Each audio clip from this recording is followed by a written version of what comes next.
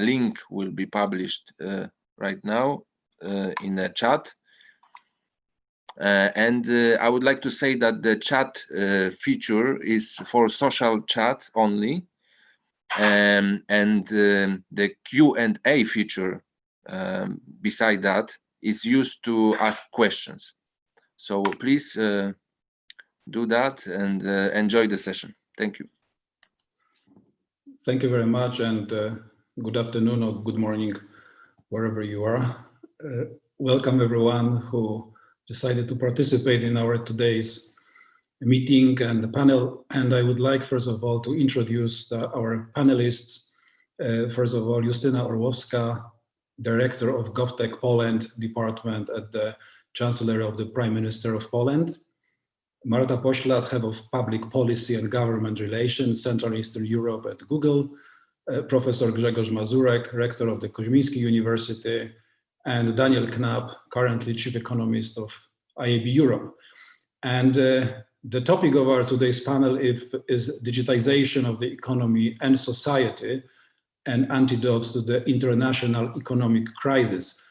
And we've been discussing various aspects of digitization of the economy for many, many years, because in general, digitization is a hot topic already for a long time in many areas of the economy, and we all know it. However, economic crisis is something pretty new, because we've started discussing the economic crisis, which is the result of the current pandemic, which started around February, March this year, is a completely new topic.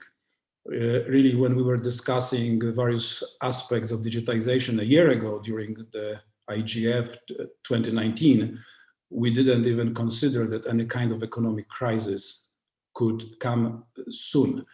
Therefore, this is a completely new aspect that we are discussing also today, because there are many voices that this crisis, apart from very bad and negative elements, has also some positive ones.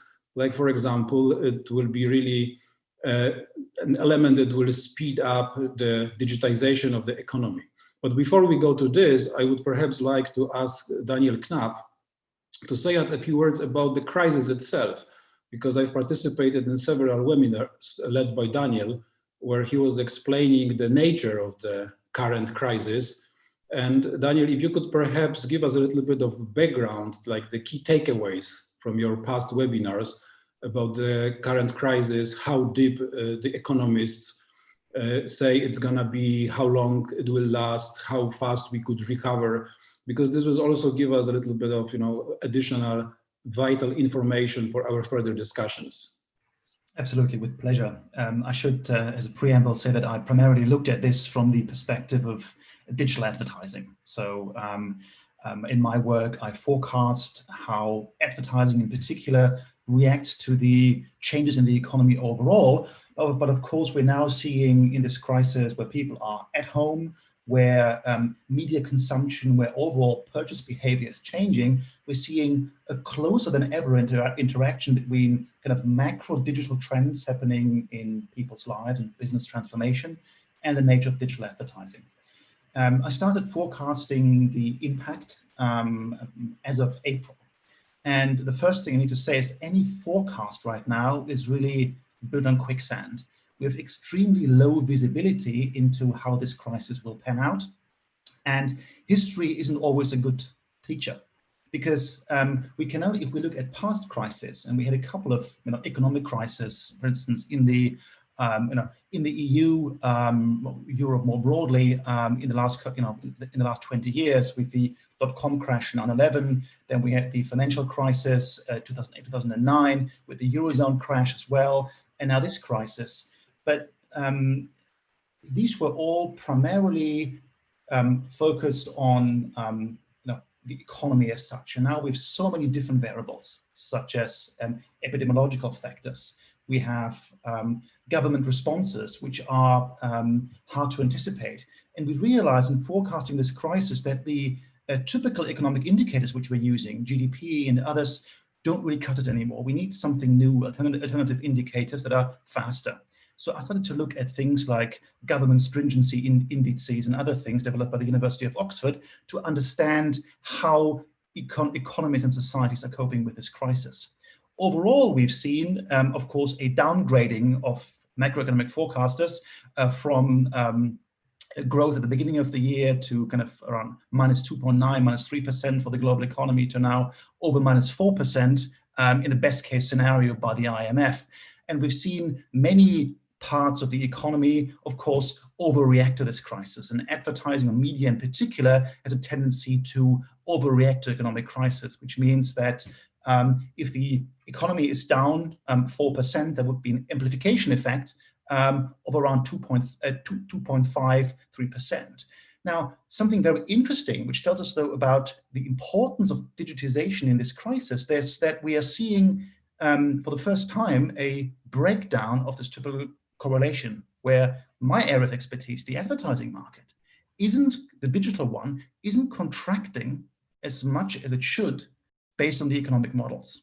Instead, we're seeing that after an initial phase of panic, companies have started to adapt and learn to live with this kind of pandemic age that we're currently in. It's not going to go away anytime soon. So we've seen increased digital investment, increased digital spending as companies are adjusting for this transition. So this is already an indicator that we're not just in a recession, but we're now in a cyclical moment in history, but we are facing a period of long-term structural transformation that affects all sectors.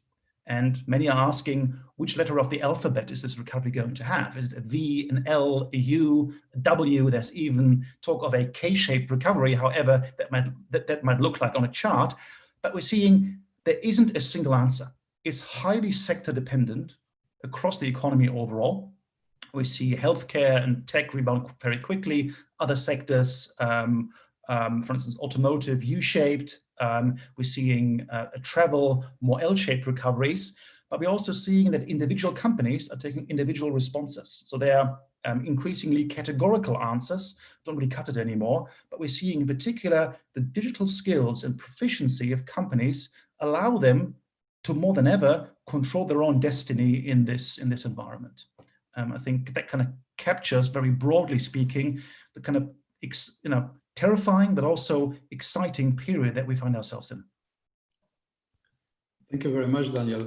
But how would you say this digitization can aid the economic recovery after this? Because we've been discussing this already for years, as I mentioned before, and we all knew about it and we know about it. The digitization is playing really a vital role, yeah? and more vital even. But do you really think that this very untypical economic crisis, as you just described, will benefit or can benefit from this digitization, and how we could basically speed it up or support the recovery after the crisis? Very briefly, absolutely. We're seeing that digitization or digital transformation more broadly has been a catch-all term for trying to adapt to a faster world. And we've seen many companies just paying lip service to this term, to this notion for many years, and change was fairly incremental. We're now seeing a rapid acceleration of change because companies and entire sectors must transform very quickly. And I think the most instructive chart, which many of you may have seen, is when we look at the rise of e-commerce. In the UK, in many other markets, there are statistics out there that show a linear growth, incremental growth of e-commerce over the last 10 years or so. But we now saw in the last couple of months a massive spike. And if we just do linear extrapolation, we could see that actually what we saw in the last 6 months is, or actually the last 4 months, is which would usually take probably 9 years. And even if we say, well, the spike of e-commerce will be downwards corrected once the economy goes back to normal in a sense, we'd still see a time compression of 5 years. So there is an urgency and there is a new pace to this digital transformation as the economy overall will be less direct contact based. Yeah, thank you very much. I will then direct my next question to Justyna Orłowska, who is representative of the government. And because we are really interested in how are the governments, and in this case specifically the Polish government, but perhaps you have some knowledge about other governments' responses, how they are looking at this situation currently. Because we know that one of the vital elements of the Polish economic growth strategy was based on innovation, on digitization of the economy. But in the last several months, we really see a lot of changes, as Daniel described. This current situation and this economic crisis is different from anything that we know from the history. Do you see any kind of shift or change or shift in thinking from the government officials in their attitude, how they see this current situation and how they combine it with the digitization? So basically how the economy can really benefit from the digitization and how the digitization could speed up the recovery process. Thank you for introduction and Daniel for your remarks about the situation due to COVID and all this pandemic, infodemic, and all those phenomena that we are surrounded all over the world. And when it comes to governments and literary like countries around the world, when it comes to digitization and its impact on economic, on enterprises around the world, it is crucial that any branch, any sector needs to think more about using and applying technologies into their daily routines. And when it comes to governments that support business, and it is very important to get to know which fields need the most support, like funds or knowledge supports. And when it comes to our initiatives, we have, for example, noticed at the very beginning of COVID that it is very important to teach the sector of groceries, any sector that is selling things, to show and how to sell, how to do e-commerce exactly. And we came into cooperation with Polish e-commerce platforms, and so what we have done, we have taught all enterprises that wanted to get to know how to do this, and it was enormously successful, because many of them wouldn't do that if it was no help from our side, from the side of also from some public state-owned companies that were in the project, that participated in the project. And what is the most important, I think, it is to get to notice those spots that where it is the need of central support. So it is not about and anywhere to help, that in the places where it is essentially to have this central, so for government, from government support. Thank you very much. So maybe the next question, very similar one, would be to Marta Poślad, because Marta represents not only the largest digital business, I would say one of the largest digital businesses worldwide, but also a gigantic ecosystem of clients, smaller companies who use your services, and also just normal users who use your services, your products on a daily basis. And basically, so you also have a phenomenal insight into what is happening right now and what we as businesses could do, but also what the governments could do or should do in this situation.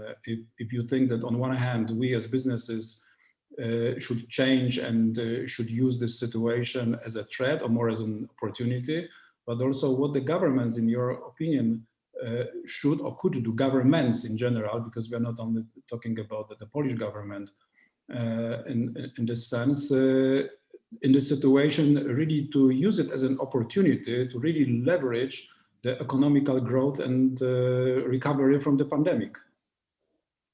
Thank you for this question, and first of all, having us for this discussion at such a critical time.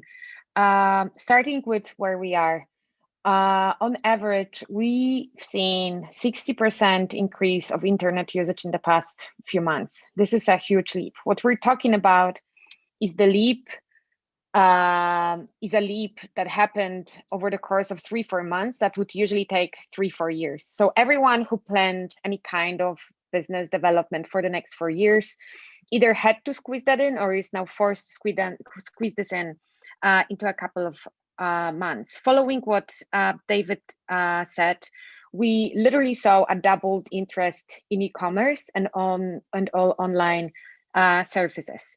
That means that currently the market is full of completely new rituals, new ways of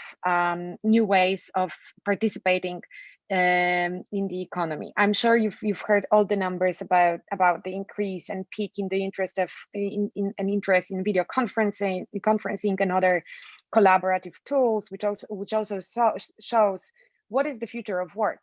We've spent hours on panels talking about what will be the future of work, and it looks like in the past few months we've experienced what the future of work could be looking like. And bringing this closer to home, only in Central and Eastern Europe, we've seen about 12 million new users of the internet who are participating in various areas of the digital economy. Just for Poland, it's just above 3.5 million new digital citizens, new digital users who are up for grabs.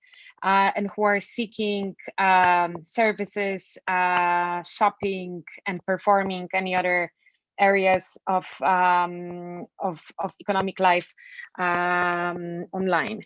So on the one hand, this can be read as a huge challenge. And to your question about what businesses should be doing, businesses should be looking into how they can reach the new audiences, how they can reach these audiences in a safe manner that builds trust, which is extremely important at the time of the pandemic. As you know, it's been an ongoing debate both for Poland and the broader region, how to digitize SMEs, how to encourage them to use more of cloud services. And it looks like this is the time. And Google, for example, is taking part in this exercise. We're offering programs on further digitization, seeking up new markets, exporting, taking more advantage of the e-commerce.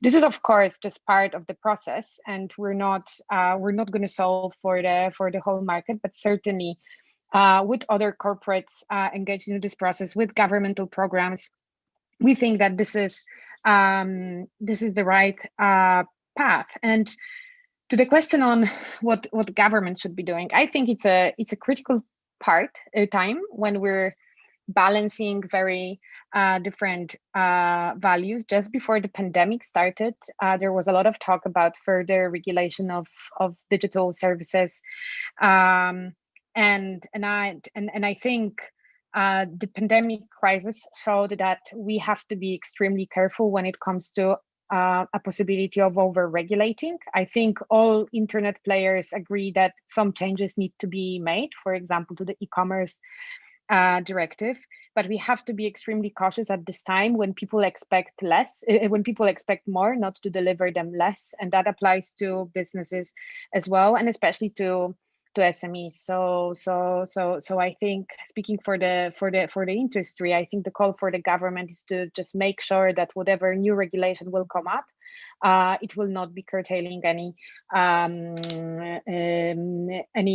opportunities. On the more proactive side, and I think including Polish government and many other governments in the region, I think there need to be certain incentives, there needs to be openness, and there needs to be encouragement coming from public officials to businesses to digitize them, to support that digitization process. As I said, private companies can play their part, but we have to do this together. And I think this is the main message. Looking at, for example, the most recent McKinsey study called Digital Challengers 2.0. It looks like we all need to go through this together, making sure that all interests coming from different players are met. And I think we're all awaiting the vaccines, and we're sure that part of what we see now will kind of take one step back. But I'm personally convinced that many of the rituals and habits that emerged throughout the crisis, such as e-commerce or things on demand, they're going to stay around. And today, we should use the opportunity to be crisis-proof for the future, but also to be able to deliver what people are now learning to expect from the market. Not an easy task, and I think everyone has been going through many hardships on individual levels, on economic levels, but thinking narrowly about where we are, I would say as a digital ecosystem, we also need to read that as a huge opportunity, especially because the pandemic skyrocketed through the roof of psychological barriers, because there were no alternatives. If you wanted to continue with your business, if you wanted to continue with your operations, you had to finally, at many instances, switch online.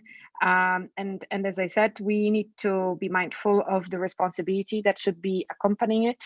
And just everyone should be urged that should also be on the back of our minds when accelerating this digital transformation. Thank you very much, Marta.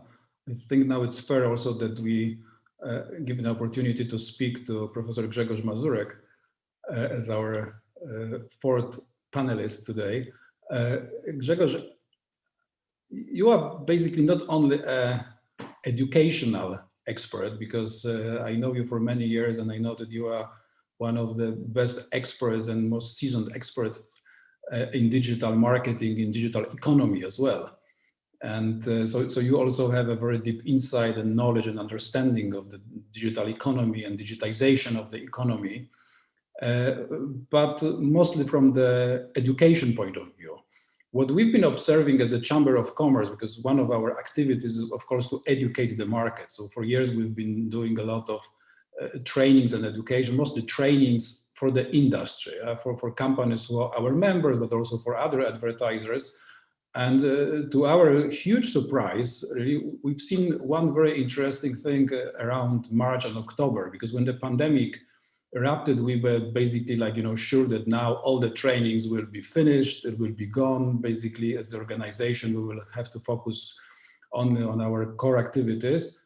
And to our big surprise, it was the exact opposite. So basically, the interest from the businesses to get the education, to get the knowledge, and to increase their competences in digital marketing, especially in our case, was phenomenal. And basically we are doing twice as much as we used to do several months ago, which is a phenomenon, because we hear from other education institutions that this is not always the case. However, when we speak about digitization, I guess it is. So, my question would be, when you look at the Polish education ecosystem, I would say, so what is really the situation? And if you see that kind of interest from businesses, but also just for students, from young people, to learn more about digital economy, digital marketing, IT, anything basically related to digital.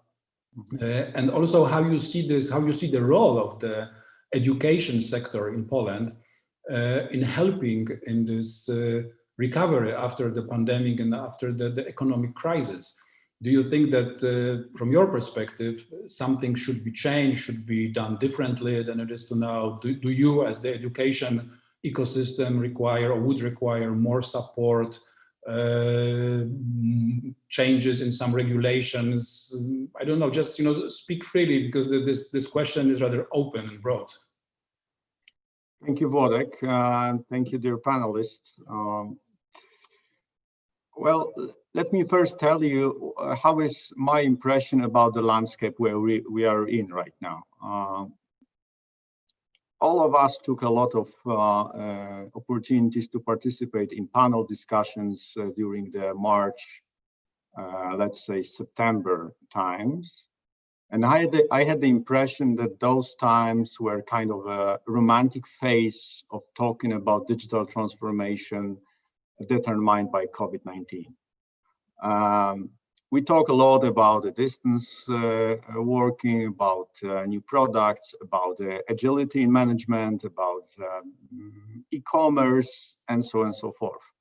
How I personally perceive the situation we are in right now, this is completely different situation that we'd had in May, in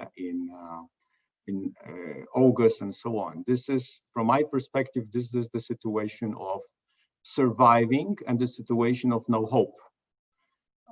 From my perspective, the digital transformation of the spring summer time was the talk about opportunities. The digital transformation right now is the talk about surviving.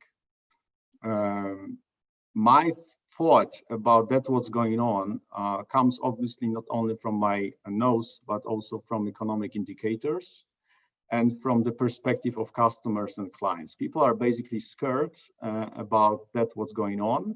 We see no vaccine for COVID-19. We see huge turmoil in political and economic processes around the world. And it obviously affects customer decision making processes. Obviously, just like Daniel said, nothing is black or white. And the same is in education. What I perceive is obviously the same what you see, that as long as university and particular study programs give hope and give the real value for the students, then there is a need for such products, for such services. So when we talk about universities, we talk about the value they provide to the market. And there are universities which try to do that. I hope that Koźmiński University is such a university. And there are universities which have problems with that.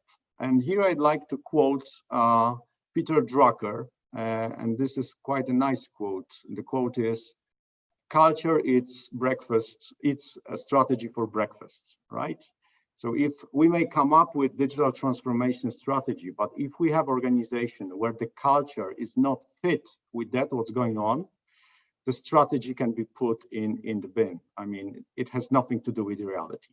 So I think when we talk about universities, the question is whether universities, not only in Poland, but around the world, have the culture which gives them possibility of introducing digital transformation processes.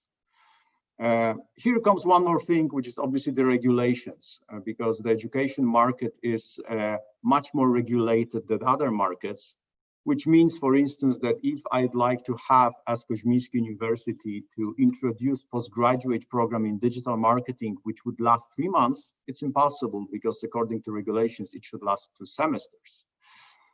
So there is a huge role, and I am right now pointing my finger to Justyna, how much the regulator, the government, gives trust to institutions to help them and to let them go, versus how much the regulator says exactly what should be done because the regulator knows better than the market.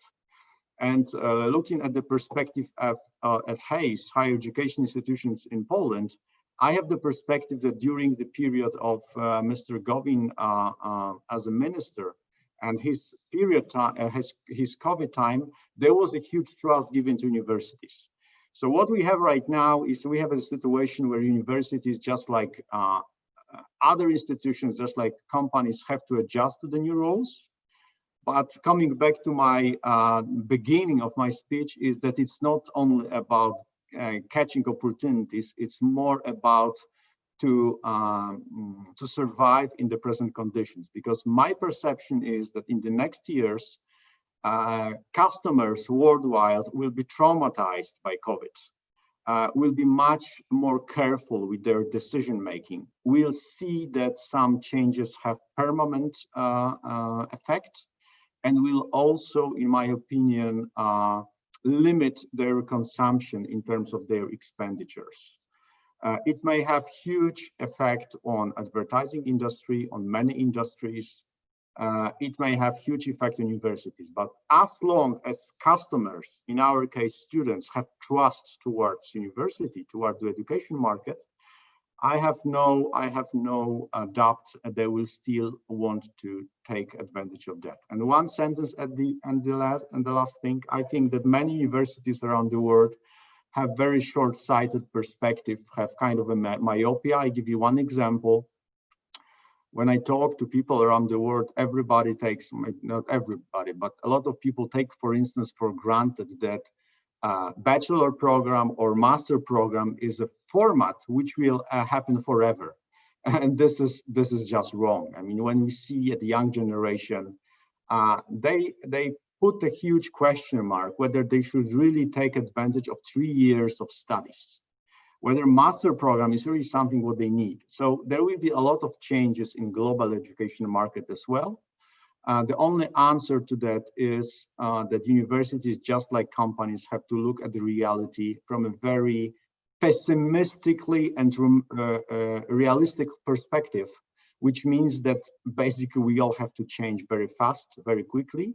And we see, I see no hope yet. I mean, I think we are just in front of something really bad in terms of the real crisis, economic crisis, political crisis, and pandemic crisis. And I think we as institutions, our organizations have to really be prepared for that, which is not easy at all. Thank you very much, Grzegorz. This is truly an interesting point of view. Myself being rather an optimist, I tend to agree, unfortunately, that we are more in the survival mode currently, more and more, than into an opportunity grabbing mode.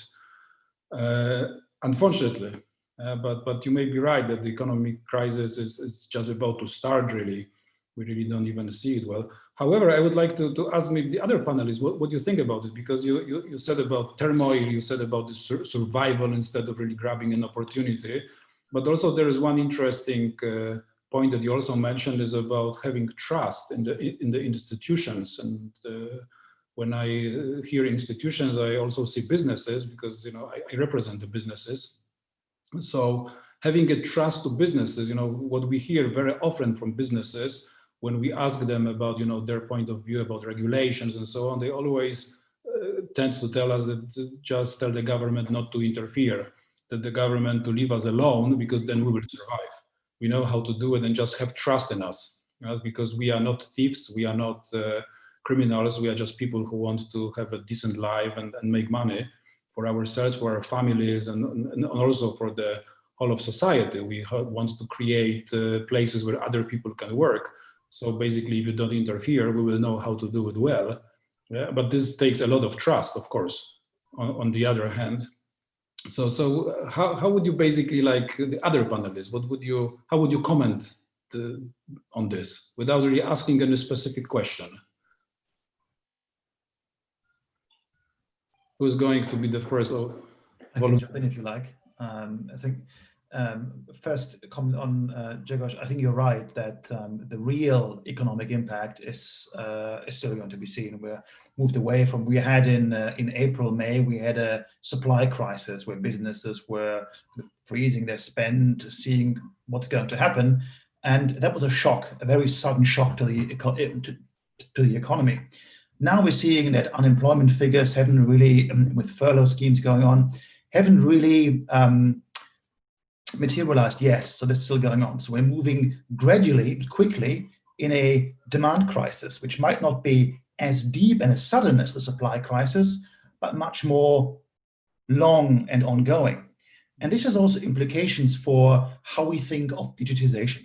I think, Grzegorz, you mentioned the point of culture, for instance. And I think we've seen kind of in an ad hoc way, the wave of digitization we saw so far was the Zoomification of everything, where we used available tools and services to do everyday business in a digital way. But that often meant taking analog practices and copying them one-to-one in the digital world.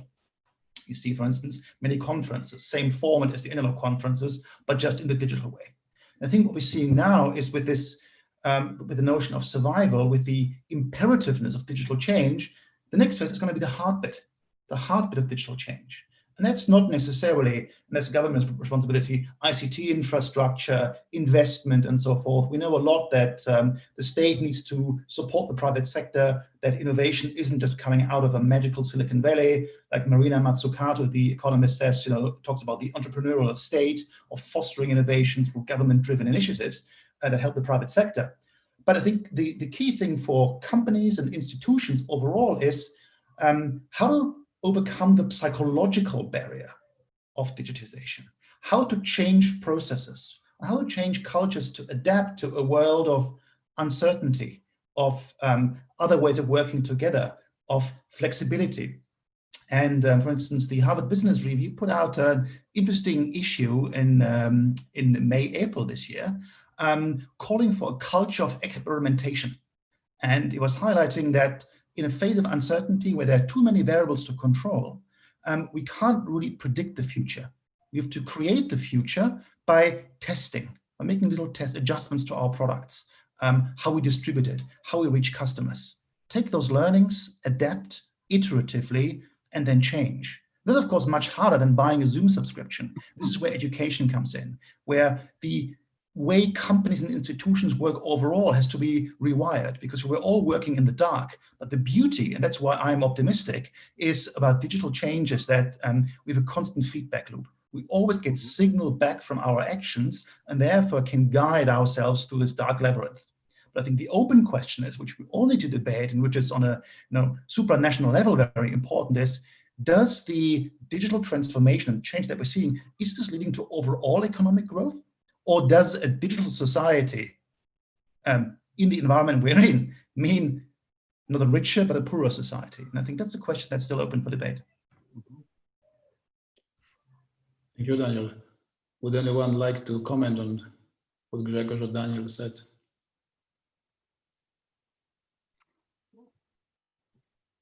If I may add something very quickly, we still have the perception that digitalization, or I would say better, digital transformation is our hope. What I think in the future, I'm sorry guys, maybe it's because of the weather, I think that digital transformation is the course for our societies, because we should remember that one big part of the transformation are the emerging technologies, and emerging technologies, among others, are artificial intelligence, simply speaking, using, for instance, chatbots. So what I think is that when we are in the survival mode and we talk about and think about digital transformation, it's really about using automation to get rid of people in workforce, because the demand side will be very low. So companies, in order to survive, they will have to go further into digital transformation, which means further automation of processes. If I may jump in on this one, I would definitely use a different definition of automation. And again, when it comes to this one, we're still at a very early stage.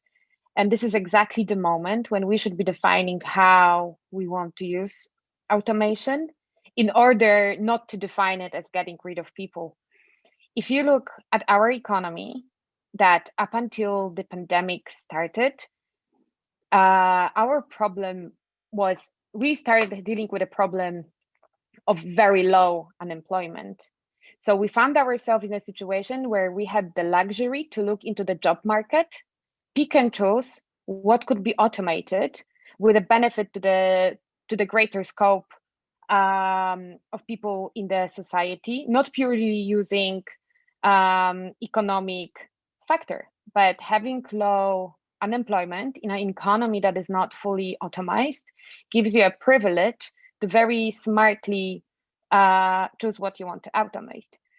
I am not an economist, so it's hard for me to predict how unemployment is going to look like in the next few months, but I still believe we're at a point where we can pick and choose smartly with the benefit that goes just beyond numbers, just beyond making money out of automating, which industries could be of benefit. What are the jobs that are not providing career development opportunities? What are the jobs that are posing health risks to workers. And I feel like our starting point into the pandemic, when it comes to hopes that digital transformation brings, were actually very high. And I would say that automation is unavoidable, but not in the sense that anyone is going to be forced into it. This is going to be a hugely popular demand. We have to be very mindful of all the negative and unintended consequences, but I wouldn't be pessimistic here. And as I said, luckily, especially where we are in CEE, this is still the right time to build smart public policies, to build smart public-private partnerships, and look into how we can be pursuing responsible automation. If I may, just to strengthen your thoughts, Marta, it's like I think that before the word automation, artificial intelligence, for many of us were like science fiction. I don't mean this group, but I mean like general. It was okay. So we are optimizing something, we are doing some machine learning or something. But now, when we are, all of us are missing this real meetings and real life, like real, not only home office, but we miss coming back to work, to our offices. All of us know that it is not so easy to replace human being, you know. So it's I think it now paradoxically it can make people more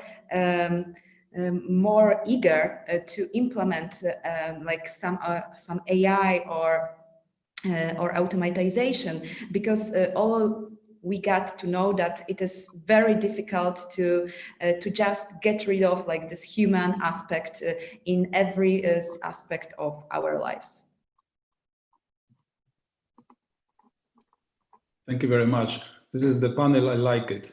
I mean, this is a panel discussion, so I'm really very glad that you are just discussing those things. I have a couple of questions here still I could ask, but this is not a Q&A session, so I'm really glad. I could jump in quickly, Marek. We've spoken about AI or machine learning. I think it's very important to really define these terms very carefully, what we mean with it, and also what the real socioeconomic implications are. You usually have in this debate kind of two camps. One is kind of the techno-optimists who think everything is going to change for the better, and then you have the Luddites and pessimists who think it's going to be terrible and eat all the jobs. And I think we have already seen on the panel that a more nuanced view, we have it among us, but that a much more nuanced view is required. And I would say increasingly we're seeing that the promises of artificial intelligence are not being delivered. We hope that we were not going to come in some kind of AI winter with eternal progress, and et cetera, but automating some things is incredibly hard. In particular, the things that are easy for people to do is very hard to do for machines, and vice versa. So I see ourselves instead entering a period not of AI, but of IA, of intelligence augmentation, where technologies that can be used to augment people's skills, to allow them to manage a more complex world, to make their decisions. So I think it's very important that in all these policy debates, we ensure that the agency, the capacity to act and the capacity to decide resides with people. And I think I see a lot of opportunity in this world of intelligence augmentation. Now, that doesn't mean that we are going to see automation that's going to take jobs away. And I think the key thing, and here I agree with you, Grzegorz, that we need to be very careful that what we're seeing isn't leading to a more unjust society, where we are seeing people who are unable to participate in this digital economy and whose skills are being outsourced to machines. So I think we need to look at both things. How can we use technology to make people smarter, better at their jobs, increase productivity, which has been down or stagnant for many years, in particular in Western societies? And how can we ensure that we're not moving to a more unjust society with technologies? And that's a balance between technology, policy, education, etc., that I think we need to tackle globally. The losers of digital transformation of society can survive if we have the economy which is growing. What we have right now is we have the shrinking global economy and the curve steep down when it goes to demand side. So we have two processes going simultaneously, which may have a huge impact on the pressure coming from societies on governments, which right now already don't have any money to spend on any facilitation of those rapid changes. And that's why I have very pessimistic approach to that, what's going on right now.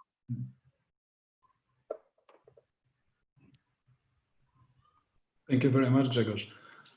There is one thing, I was just looking if we have any questions from the participants, other participants, but there are no other questions so far that we could answer. So there is basically one thing that also, when we were discussing and preparing to this panel, appeared is basically that the digitization, mostly when we speak and also mostly when we are talking to the European Union officials, they concern mainly large companies.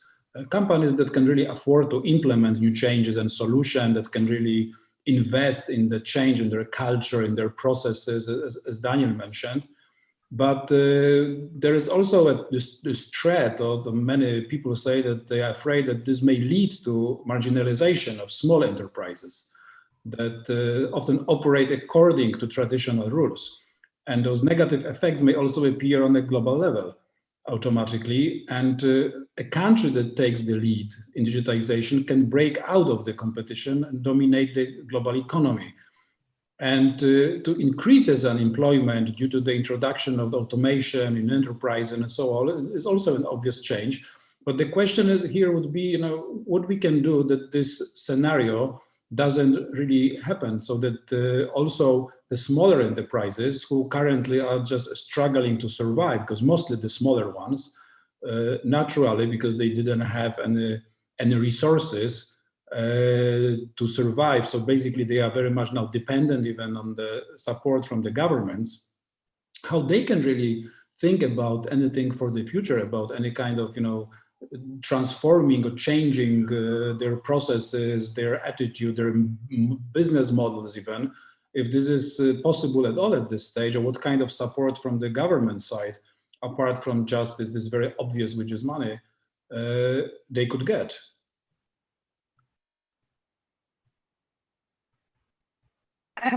If I may jump in, and maybe I'm going to start with this part of a question that was referring to countries or governments, and I think like this ship has sailed, and there is a very visible confrontation between the US and China, and now it's a huge question for us in Europe. Where does Europe wants to be in that global race, global constellations? And I think this is exactly the discussion that should be happening at the moment. I think at Google, we think that strategic interdependence between Europe and the US would be working towards European advantage. But all I'm trying to say is that this race has been happening even before the pandemic, and now it's only on steroids, bearing in mind what's the acceleration of the digital economy. And when it comes to SMEs as such, I think before the pandemic, there had already been a roadmap for how they should be digitizing, how they should be grasping the opportunity.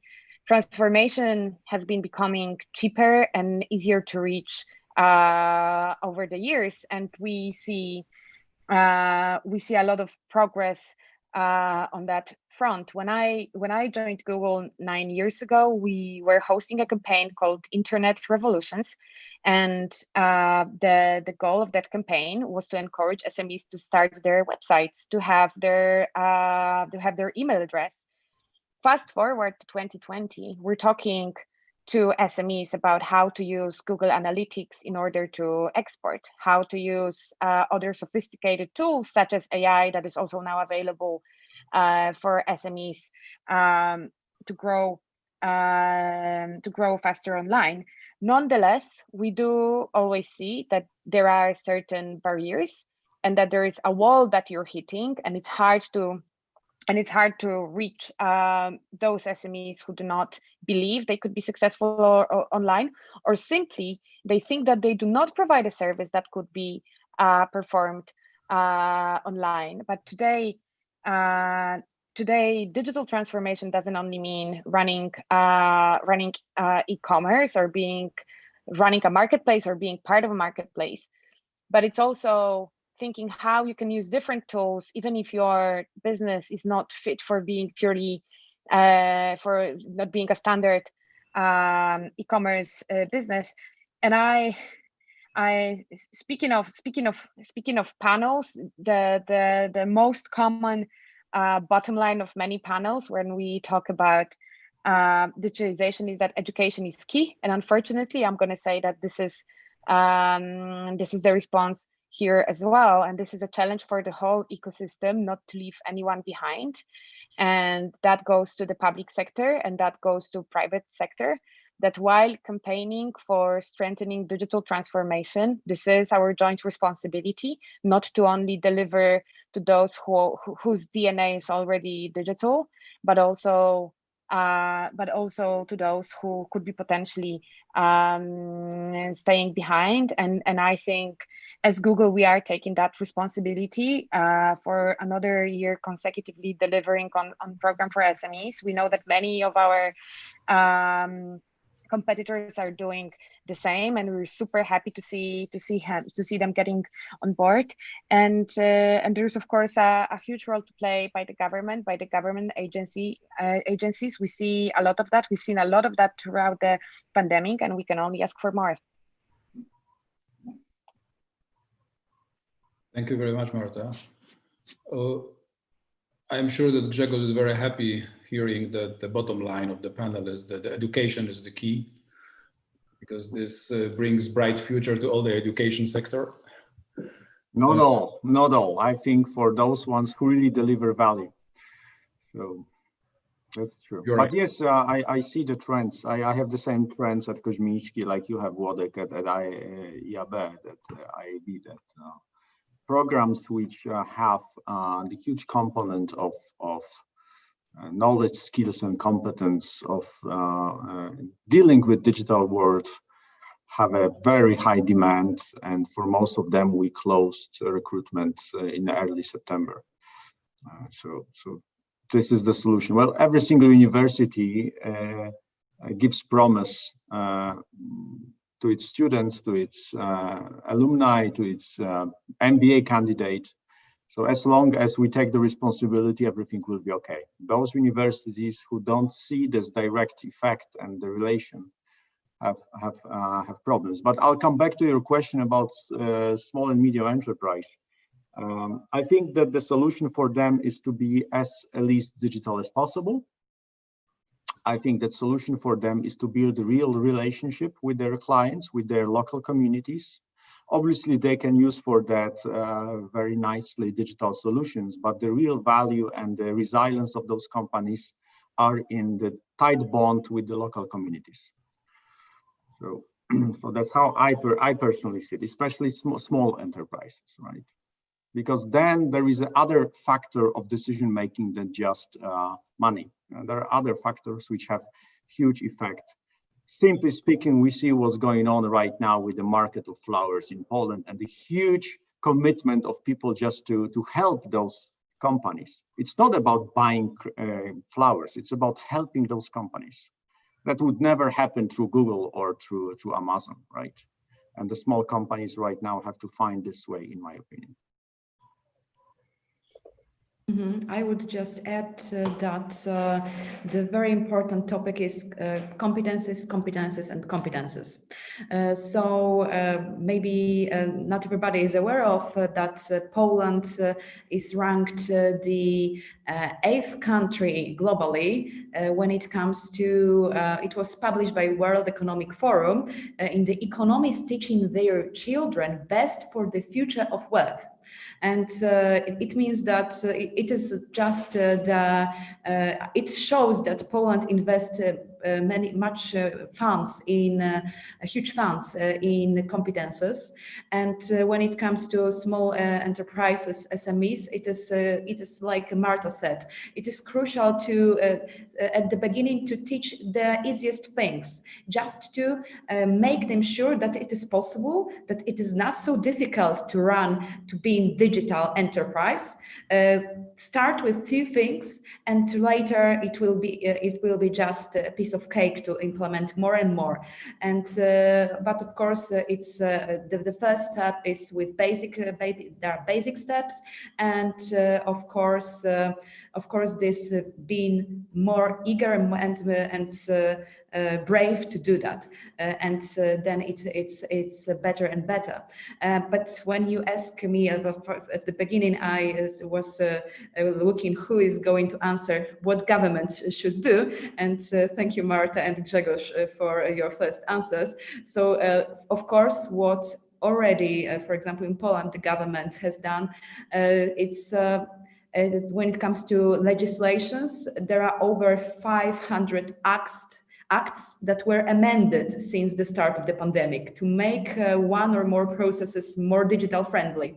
And it is always very important to think not to over-regulate, but in the past, maybe it was like for many years, it was the attitude around the world that it is very important to write exactly what the public servant or somebody else should do, and there were no flexibility to interpretation, because flexibility, guys, no flexibilities in legislation, no, because it is a risk. So that is why, for example, those 500 amendments were crucial to make some e-services or something more digital friendly, because it was literally written, for example, that something needs to be on paper. And that is what I'm now smiling, because it is very important when nowadays legislators needs to think that on paper it's no more correct. I think we're having kind of several exciting debates at once when it comes to the digitization of the economy. And on the one hand, you have, I think what we just outlined is how existing small and medium businesses can use digital tools, methods, and principles to become more digital. Some will need it, some will not need it. So that's one. And the other is, how can we in Poland, in Europe, and in globally ensure that in a world that is more and more digital, that we can support actors, companies, etc., which are digital first. So how can we minimize barriers to entry? How can we ensure that we have a fair but also accessible regulation? And then the third one is, which we touched on before, is the geopolitical element, of course. How can we ensure that regions, such as our region in Europe here, remains competitive and can actually create infrastructures and enablement capacities for its companies and institutions on the ground? And so far, opinions have been very divided on what is happening on a pan-European level. So is it really, should we really, say, try to replicate what the US and China have been doing? Should we really do a European cloud infrastructure like Gaia X, for instance? Should we still think in these slightly antiquated notions of creating a European Google by decree, etc., which has literally been an idea?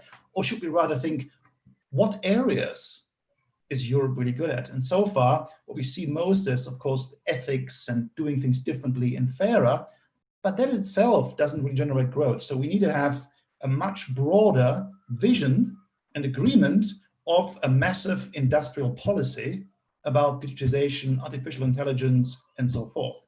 Because even whether a UK, a German, a French, a Polish government, how much money is being pumped into it, we should not have a situation where efforts of national governments are really duplicated, because because capital is limited, and we need to go through massive barriers of capital to make digitization happen. And many of these investments will not be sure. There's going to be a lot of trial and error. A lot of money will be burned, but it has to be burned to find the things that really work. And I think that can only work if we have an industrial policy on a transnational level that can support this. Thank you very much, Daniel. Unfortunately, we have to finish because we are just exactly, it's 1:50 right now. So it took us 1 hour of this fantastic discussion, very warm. Thank you very much, everyone. I will just maybe say a few words just as a summary, because this last round was really a summary of all the discussion, of the situation. So basically what are the bottom lines here is that educate, build the digital competences, but also change, experiment, innovate, don't over-regulate, and stay flexible. Very sweet words. Thank you very much, Justyna.